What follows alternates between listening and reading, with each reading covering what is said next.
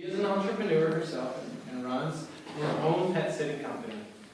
She also plays tennis, and she's the mother of 2 children. Please join me in welcoming Toastmaster Walker.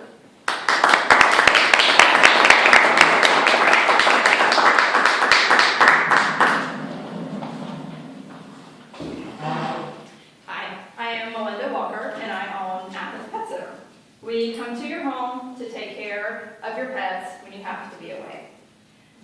I have had this business for about 10 years, and over that time I have told thousands of people what I do for a living. People have a very hard time believing that this is what I do. I'm an adult.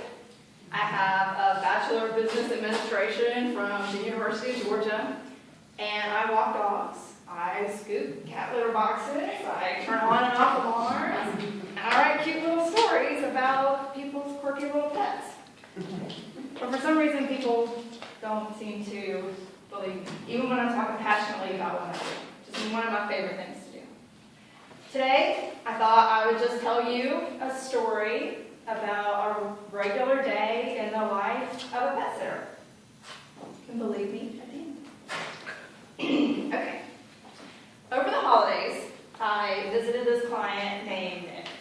He has 2 pugs, Cassius and Vincent, a kitty cat, and a brood of hens in the backyard.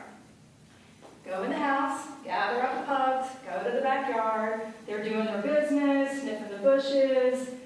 I gather the eggs from the hen's house, feed, water, rub bellies, pet, play with, everything I always do. About 20 minutes have gone by, and I gather up the pugs and take them back in the house. Fill up everybody's food bowl, water bowl, and I notice down the long, wide hallway, the cat, Miss Kitty, is playing with this toy mouse, and she is swatting it back and forth across, and it's sliding across the hardwood floor, so it's hitting with force, and it's bouncing across, and she's chasing back, and she's having a great time. But I haven't paid any attention to her yet, so I think I need to go over there and do something with her. I'm going to go down there and kick this toy mouse around for the cat to play with it too. I stomp on over there, and I guess as I'm stomping and getting a little closer to the cat, I realize that this is not just a very, very realistic looking mouse toy.